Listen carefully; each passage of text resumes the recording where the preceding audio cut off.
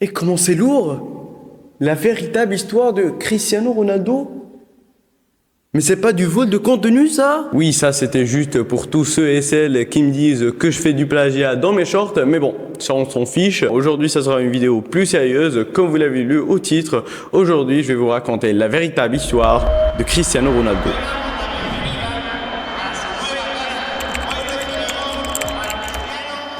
On est le 5 février 1985 à Madère, une île qui appartient au Portugal. Maria Dolores dos Santos donne naissance à un bébé et il est nommé Cristiano Ronaldo. Le Cristiano a été donné par sa tante et son deuxième prénom lui a été attribué en référence avec le président des États-Unis de l'époque, Ronald Reagan, que son père admirait en tant qu'acteur. Maria ne le sait pas encore, mais elle venait de changer l'histoire du football à tout jamais. Cristiano naît comme étant le benjamin d'une famille à 4 enfants, très modeste à l'époque, avec un père très alcoolique qui travaillait comme jardinier et une mère qui travaillait comme cuisinière. À 7 ans, Ronaldo découvre le football et il commence alors à jouer dans sa maison ou bien même dans son quartier de Santos Antonio à Funchal avec ses amis. Et il commence à voir que le sport, ou plus précisément le football, c'est très fun et c'est très amusant. Il sortait jouer au football et ne revenait pas avant 9h. C'est ce que déclara sa mère dans un documentaire. On peut dire qu'au tout début, pour Ronaldo, jouer au foot, ce n'est qu'une passion pour passer le temps avec les copains. Il dit dans plein d'interviews que c'est son père qui l'a véritablement poussé à jouer au foot et à développer son rêve. Son cousin, dans la même période, lui conseille de jouer pas seulement dans le quartier, mais aussi dans un club. Et il débute à l'âge de 8 ans au FC Andorinha, où son père travaillait comme intendant, et c'est là où il a tout appris, genre toutes les règles fondamentales du football. C'était dans ce club. Il finit en 1995 par intégrer le club Desportivo Nacional, où il reste une seule et unique saison avant d'être transféré pour 450 000 escudos, c'est-à-dire environ 2200 € au Sporting Club du Portugal. Après une détection très réussie où il joue contre des enfants qui ont 1 à 2 ans plus que lui, et on peut alors dire que durant ces années, ses performances sportives sont juste excellentes. Pour lui, le plus dur, c'était de quitter sa vie natale, sa famille et ses amis pour aller s'installer à Lisbonne à un si bas âge. Genre on parle de 11 ans quoi, c'est incroyable. Son comportement devient alors très problématique, il va aller jusqu'à jeter une chaise sur une professeure, mais bon, elle s'était moquée de son accent madérois et aussi de la situation financière de sa famille. Voilà, donc c'était mérité, on va pas se le cacher. Son comportement va s'améliorer lorsque sa mère va quitter son travail de cuisinière pour aller s'installer avec lui à Lisbonne. À 15 ans seulement, je sais pas si vous le saviez, mais il a été opéré du cœur à cause de certains problèmes cardiaques qu'il avait à l'époque, avant de retrouver le terrain à 16 ans. Donc le gars il ne chôme pas quoi. Et c'est là qu'il va être repéré par l'entraîneur du Sporting CP, Laszlo Bologna, qui le laisse jouer pour faire ses preuves dans des matchs amicaux avec l'équipe professionnel. Dès lors, il attire l'attention des plus grands clubs. On parle du Liverpool et de l'Olympique Lyonnais qui ne voulait pas l'échanger contre Tony Verrey. En 2002, il fait son entrée au championnat du Portugal avec le Sporting Club contre la Moreirense.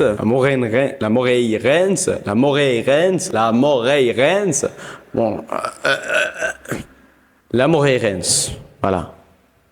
Bon, dites ce que vous voulez, vraiment. Il se fait alors remarquer en inscrivant 2 buts. Il continue alors avec le Sporting Club pour la saison 2002-2003, en jouant alors 25 matchs et en inscrivant 3 buts au championnat. Sans oublier qu'il fait aussi son entrée dans la Coupe du Portugal en inscrivant 2 buts en 3 matchs, en plus de la Ligue des Champions qu'il a joué dans la même période. Le 6 août 2003, lors de l'inauguration du nouveau stade du Sporting CP, le stade José Alvalade 11, son équipe affronte le Manchester United et où Cristiano va faire un match mais remarquable qui va complètement bouleverser sa carrière. Le Sporting CP remporte le match 3-1 et au retour, les joueurs ne parlent que de lui et demandent à leur entraîneur Alex Ferguson de le recruter. Et le 12 août 2003, comme vous vous en doutez, il a signé au Manchester United pour 15 millions d'euros. Il demande à utiliser le numéro 28, le même qu'il a eu au Sporting CP, mais l'entraîneur l'entraîneur refuse et lui file le numéro 7 qui était porté par des joueurs tels que George Best, Eric Cantona ou bien même David Beckham. Et si vous ne le savez pas, c'est durant cette période qu'il a acquis son surnom de CR7 qu'on connaît tous désormais. Le 7 septembre 2005, c'est le match de l'affront du Portugal contre la Russie. Quelques minutes avant le début du match, l'entraîneur va parler avec Ronaldo et l'annonce lui est faite.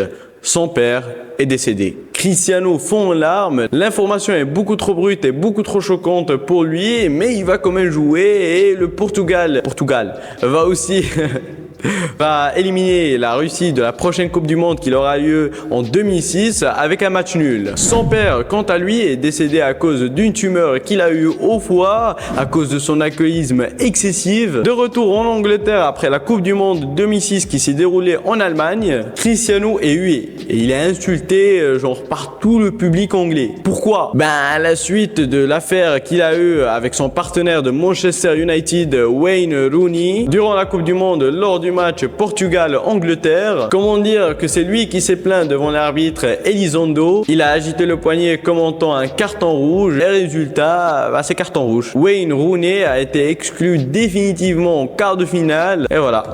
Pour gagner, il faut tout faire quoi. Après, on va pas se cacher. Quand tu joues avec ton équipe nationale, l'autre tu le connais presque pas. Tu le connais, c'est ton partenaire à Manchester United.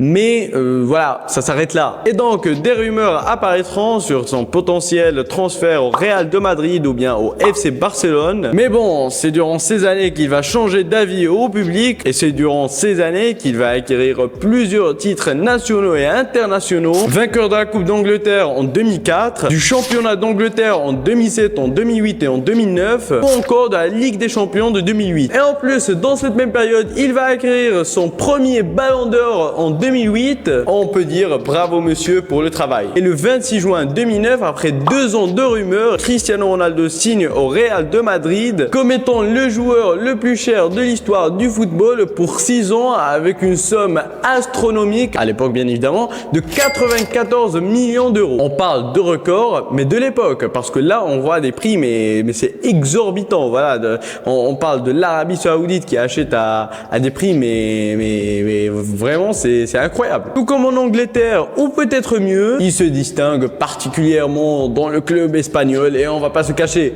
on l'a tous connu à cette époque. Moi je parle de moi-même puisque je suis un 2006, mais moi je l'ai connu qu'au Real de Madrid. Après le Manchester, j'en ai entendu parler, mais voilà. Il passe sous les ordres de José Mourinho, de Carlo Ancelotti ou encore de Zinedine Zidane. Il remporte 2 championnats d'Espagne en 2012 et en 2017, 2 Coupes d'Espagne en 2011 et en 2014 et 4 Ligues des Champions en 2014, 2016, 2017 et 2018. En plus d'un 2e Ballon d'Or en 2013, un 3e en 2015 et un 4e en 2016. Ah, le gars, il a toujours faim, hein. Il ne s'arrête pas. Il faut se dire que sa maison, c'est un réservoir de trophées. Vraiment. En janvier 2017, le sportif enchaîne les récompenses et reçoit lors du gala de la FIFA du football le trophée du meilleur joueur de 2016. En 2019, il remporte le championnat d'Italie avec son nouveau club, la Juventus, avec une somme de 110 millions d'euros, une somme qui n'a jamais été déboursée pour un joueur qui a plus de 30 ans. Son équipe termine première de son groupe lors de la Ligue des Champions, mais il ne dépasse pas les quarts de finale puisqu'il perdra face à l'Ajax. Et ce, malgré les 2 buts qu'il a marqués durant les matchs d'aller-retour. À 36 ans, il retourne chez lui.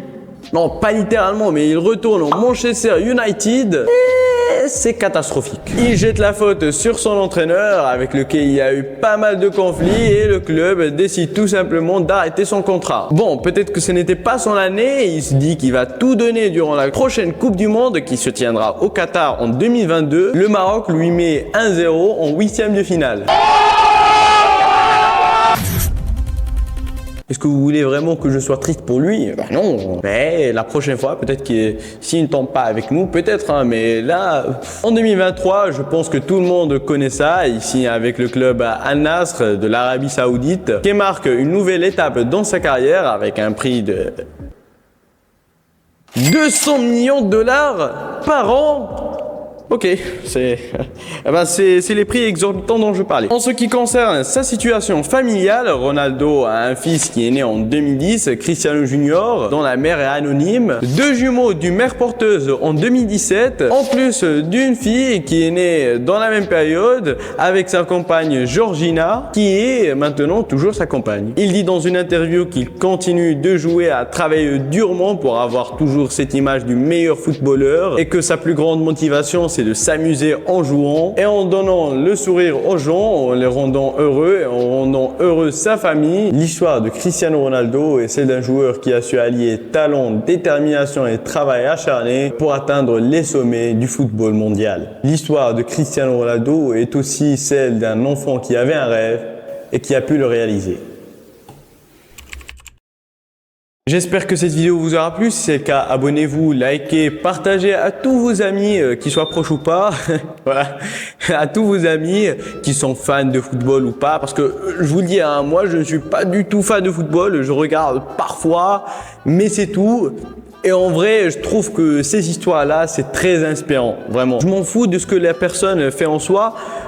Tant que c'est bien évidemment légal et que c'est voilà, c'est bien pour tout le monde, mais je m'en fous en soi de ce que fait la personne, mais j'aime bien voir comment il a su grimper les échelons jusqu'à devenir le meilleur dans son domaine. Et je trouve que c'est très inspirant et que c'est très motivant, surtout pour les gens qui n'ont personne pour les motiver. Et sur ce, je vous dis ciao.